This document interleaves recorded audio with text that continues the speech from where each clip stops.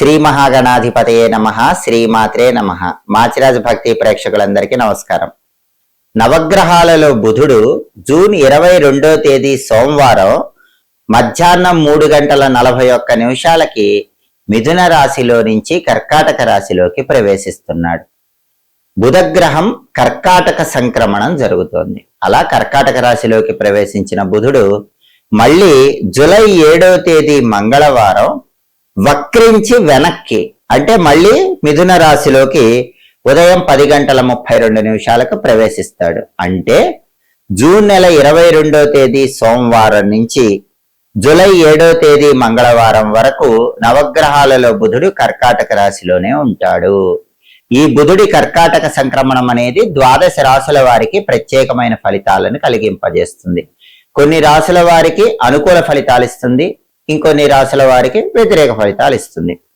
బుధుడు విద్యా ఉద్యోగ వ్యాపార కారకుడు. విద్యా ఉద్యోగ వ్యాపార కారకుడైనటువంటి బుధుడు ఏ రాశులకు అనుకూల ఫలితాలు కలిగింపజేస్తాడో, ఏ రాశులకు వ్యతిరేక ఫలితాలు కలిగింపజేస్తాడో, అనుకూల ఫలితాలు రెట్టింపు చేసుకోవటానికి, వ్యతిరేక ఫలితాలు తగ్గింపజేసుకోవటానికి 12 రాశుల వాళ్ళు బుధుడికి సంబంధించిన ఎలాంటి శక్తివంతమైన పరిహారాలు చేసుకోవాలో ఈ వీడియోలో మనం తెలుసుకుందాం. తదుపరి వృశ్చిక రాశి.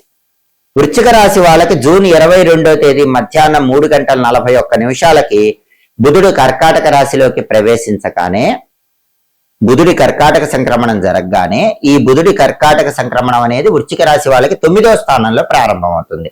అంటే నవమ స్థానం, భాగ్యస్థానం అంటారు. జ్యోతిష శాస్త్ర గోచార గ్రంథాల ప్రకారం ఈ 9వ స్థానం భాగ్యస్థానంలో బుధుడు వ్యతిరేక ఫలితాలు ఇస్తాడు. ఈ వ్యతిరేక ఫలితాలు జూలై 7వ తేదీ వరకు ఉంటాయి.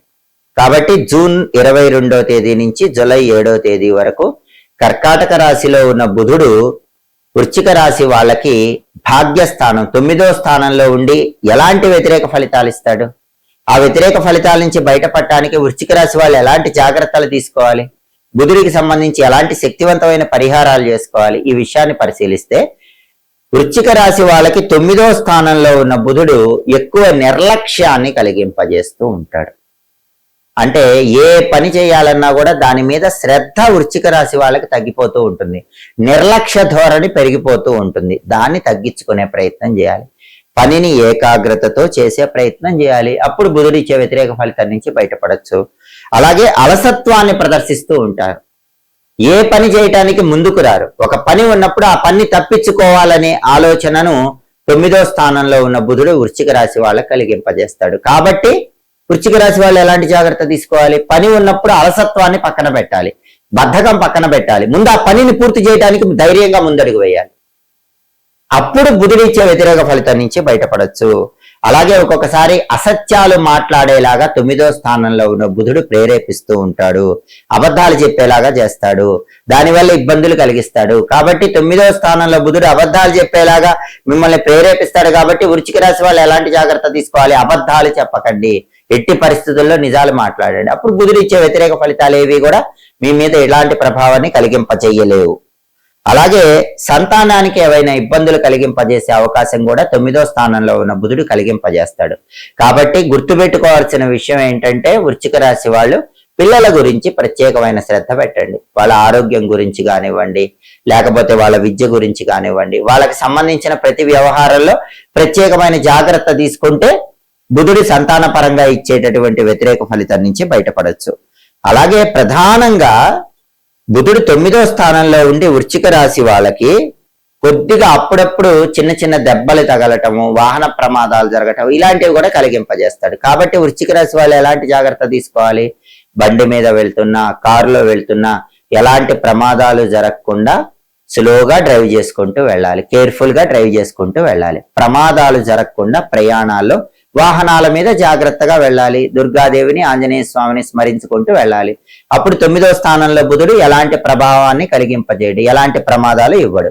కాబట్టి వృశ్చిక రాశి వాళ్ళు ప్రధానంగా జూన్ 22 నుంచి జూలై 7 మధ్యలో తీసుకోవాల్సిన జాగ్రత్త ఏంటంటే 9వ స్థానంలోకి బుధుడు వచ్చాడు, బద్ధకం పెరుగుతుంది, అలసత్వం పెరుగుతుంది, దేని మీద కూడా లక్ష్య శుద్ధి లేకుండా నిర్లక్ష్యంగా ఫలితం ఇస్తూ ఉంటాడు. కాబట్టి మనం నిర్లక్ష్యాన్ని ప్రదర్శించకూడదు, మనం అలసత్వాన్ని ప్రదర్శించకూడదు, మనం బద్ధకాన్ని ప్రదర్శించకూడదు. ప్రతి పనిలో చురుకుగా ముందడుగు వేయాలి. అలా వృశ్చిక రాశి వాళ్ళు ఉంటే బుధుడు ఎలాంటి వ్యతిరేక ఫలితము ఇవ్వడు. అలాగే ఎవరైనా మీ గురించి తప్పుగా మాట్లాడినా పట్టించుకోకుండా మీ పని మీరు చేసుకోండి. అప్పుడు ఎలాంటి ఇబ్బంది ఉండదు, మీకు చెడ్డ పేరు రాదు. సాధ్యమైనంత వరకు అబద్ధాలు మాట్లాడకుండా పిల్లల గురించి ప్రత్యేకమైన జాగ్రత్త తీసుకోండి. ఈ జాగ్రత్తలు తీసుకుంటే బుధుడు 9వ స్థానంలో ఉన్నప్పటికీ ఆయన ఇచ్చే వ్యతిరేక ఫలితాల నుంచి సులభంగా బయటపడచ్చు. దీంతో పాటు బుధుడికి సంబంధించిన శక్తివంతమైన పరిహారాలు కూడా వృశ్చిక రాశి వాళ్ళు చేసుకుంటే ఇంకా అద్భుతంగా బుధుడి అనుకూలతను పొందవచ్చు. జూన్ 22వ తేదీ సోమవారం మధ్యాహ్నం 3:41 నవగ్రహాలలో బుధుడు మిథున రాశిలో నుంచి కర్కాటక రాశిలోకి మారగానే, బుధుడి కర్కాటక సంక్రమణం జరగగానే, ఈ బుధుడి కర్కాటక సంక్రమణం 12 రాశుల్లో కొన్ని రాశులకు అనుకూల ఫలితాలు ఇస్తుంది, కొన్ని రాశులకు వ్యతిరేక ఫలితాలు ఇస్తుంది. ఈ ఫలితాలు ఎప్పటి వరకు ఉంటాయంటే మళ్ళీ బుధుడు జూలై 7వ తేదీ మంగళవారం వక్రించి ఉదయం 10:32 వెనక్కి మిథున రాశిలోకి వచ్చే వరకు ఉంటాయి. కాబట్టి జూన్ 22 నుంచి జూలై 7వ తేదీ వరకు కర్కాటక రాశిలో ఉన్న బుధుడు కొన్ని రాశులకు అనుకూల ఫలితాలు ఇస్తాడు కాబట్టి, కొన్ని రాశులకు వ్యతిరేక ఫలితాలు ఇస్తాడు కాబట్టి, అనుకూల ఫలితాలు ఇచ్చే రాశుల వాళ్ళు అనుకూల ఫలితాలు పెంచుకోవటానికి, వ్యతిరేక ఫలితాలు ఇచ్చే రాశుల వాళ్ళు వ్యతిరేక ఫలితాలు తగ్గింపజేసుకోవటానికి బుధుడికి సంబంధించిన కొన్ని శక్తివంతమైన పరిహారాలు చేసుకోవాలి. వాటిలో ముఖ్యమైన పరిహారం ఏంటంటే జూన్ 22 నుంచి జూలై 7వ తేదీ మధ్యలో వచ్చే బుధవారాలు గణపతి ఆలయానికి వెళ్లి గరిక పోచలు ఎర్రటి పుష్పాలతో అర్చన చేయించుకోండి. అప్పుడు బుధుడి కర్కాటక సంక్రమణం సంపూర్ణమైన శుభ ఫలితాలను కలిగింపజేస్తుంది. లేదా దేవాలయానికి వెళ్లి అర్చన చేయించుకోవటం వీలు కాకపోతే జూన్ 22 నుంచి జూలై 7 మధ్యలో వచ్చే బుధవారం మీ ఇంట్లోనే గణపతి విగ్రహం లేదా ఫోటో ఏది ఉన్నా సరే గరిక పోచలతో ఎర్ర పుష్పాలతో పూజ చేస్తూ గం గణపతయే నమః అనే మంత్రాన్ని వీలైనన్ని సార్లు చదువుకోండి.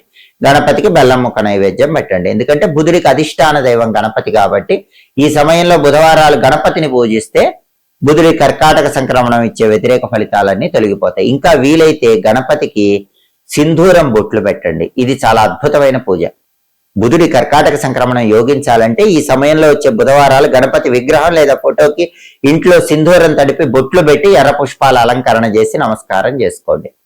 సంకటనాశక గణేష స్తోత్రం అని ఒక స్తోత్రం ఉంటుంది. ఆ స్తోత్రాన్ని జూన్ 22 నుంచి జూలై 7 మధ్యలో వచ్చే బుధవారాలు చదవటం గాని వినటం గాని చేయండి. అలాగే ఈ సమయంలో వచ్చే బుధవారాలు తులసి కోట దగ్గర అర్ఘ్యం విడిచిపెట్టండి. ఇది కూడా బుధుడి బలాన్ని పెంచుతుంది. బుధుడి కర్కాటక సంక్రమణం యోగించేలాగా చేస్తుంది. అంటే ఒక రాగి పాత్రలో నీళ్లు తీసుకొని ఆ నీళ్లలో పుష్పాలు అక్షంతలు వేసి తులసి కోట దగ్గర ఒక పళ్ళెం ఉంచి ఆ పళ్ళెంలో ఈ నీళ్లు వదిలిపెడుతూ తులసి మాతకు అర్ఘ్యం సమర్పించండి. తులసి కోట దగ్గర వీలైతే దీపం పెట్టండి, ప్రదక్షిణాలు చేయండి. ఎందుకంటే ఎవరైతే బుధవారం పూట తులసి మాతను పూజిస్తారో, తులసి పూజ చేస్తారో, తులసికి ప్రదక్షిణలు చేస్తారో వాళ్ళకి నవగ్రహాల్లో బుధుడు అద్భుతమైన శుభ ఫలితాలు కలిగిస్తాడు. అప్పుడు బుధుడి కర్కాటక సంక్రమణం సంపూర్ణంగా అనుకూల ఫలితాలు ఇస్తుంది. ఓం బృందావన్యై నమః అనే మంత్రం చదువుకుంటూ తులసి కోట చుట్టూ ప్రదక్షిణాలు చేయండి. అద్భుతంగా బుధుడు యోగిస్తాడు. అలాగే జూన్ 22 నుంచి జూలై 7 మధ్యలో వచ్చే బుధవారాలు నానబెట్టిన పెసల ఆవుకు తినిపించండి. ఆవుకు తినిపించడం వీలు కాకపోతే బుధవారం ఉదయం 6 నుంచి 7 మధ్యలో, లేదా మధ్యాహ్నం 1 నుంచి 2 మధ్యలో, లేదా రాత్రి 8 నుంచి 9 మధ్యలో బుధహోర ఉంటుంది. ఈ బుధహోర ఉన్న సమయంలో 1.5 కేజీ పెసలు ఆకుపచ్చ వస్త్రంలో మూటగట్టి దేవాలయంలో పంతులు గారికి దానం ఇవ్వండి. అప్పుడు బుధుడి కర్కాటక సంక్రమణం అనుకూల ఫలితాలు పెంచుతుంది, వ్యతిరేక ఫలితాలు తగ్గింపజేస్తుంది. అలాగే బుధుడికి అంతరిక్ష అధిదేవత ఉంటుంది. ఆవిడ పేరు షోడశీదేవి. షోడశీ స్తోత్రం అని ఒక స్తోత్రం ఉంటుంది. చాలా శక్తివంతమైన స్తోత్రం. షోడశీ స్తోత్రాన్ని వినండి. ఈ సమయంలో వచ్చే బుధవారాలు షోడశీ మహాదేవి స్తోత్రం విన్నా కూడా బుధుడి కర్కాటక సంక్రమణం సంపూర్ణమైన శుభ ఫలితాలు కలిగింపజేస్తుంది. అలాగే ఇంకొక అద్భుతమైన పరిహారము, బుధుడి అనుకూలత కోసం చేయాల్సింది ఉపవాసం. జూన్ 22 నుంచి జూలై 7 మధ్యలో వచ్చే బుధవారాలు ఎవరైనా సరే పగల ఉపవాసం ఉండండి. రాత్రికి పెసలతో చేసిన పదార్థాలు ఆహారంగా స్వీకరించండి. అన్నము పెసరపప్పు కలుపుకొని ఆహారంలో స్వీకరించండి. అప్పుడు అది బుధుడికి ప్రియమైన ఉపవాసం అవుతుంది. పగలంతా ఉపవాసం ఉండి రాత్రికి పెసరపప్పు అన్నం గనక స్వీకరించినట్లయితే అప్పుడు కూడా బుధుడి కర్కాటక సంక్రమణం విశేషమైన శుభ ఫలితాలను కలిగింపజేస్తుంది. ఈ ప్రత్యేకమైనటువంటి పరిహారాలు చేసుకోవడంతో పాటుగా ఈ సమయంలో వచ్చేటటువంటి బుధవారాలు ఎవరైనా సరే దగ్గరలో ఉన్నటువంటి గణపతి ఆలయంలో ప్రదక్షిణలు చేసుకోండి. 5 ప్రదక్షిణలు గణపతి ఆలయంలో బుధవారం చేస్తే కూడా బుధుడి కర్కాటక సంక్రమణం యోగిస్తుంది. గణపతి ఆలయ ప్రాంగణంలో కొబ్బరి నూనెతో దీపం పెట్టినా కూడా బుధుడి సంపూర్ణమైన అనుగ్రహానికి ప్రతి ఒక్కరూ పాత్రులై బుధుడి కర్కాటక సంక్రమణం వల్ల పూర్తిగా అనుకూల ఫలితాలు అందిపుచ్చుకోవచ్చు. ఎప్పటికప్పుడు ఖగోళంలో గ్రహాల సంచారంలో వచ్చే మార్పు గురించి తెలుసుకోవాలనుకుంటున్నారా? ఆ మార్పు మీ రాశులకి ఎలాంటి ఫలితాలను ఇస్తుంది, అనుకూల ఫలితాలు ఇస్తుందా, వ్యతిరేక ఫలితాలు ఇస్తుందా తెలుసుకోవాలనుకుంటున్నారా? ఆ మార్పును బట్టి పాటించాల్సిన పరిహారాల గురించి తెలుసుకోవాలనుకుంటున్నారా?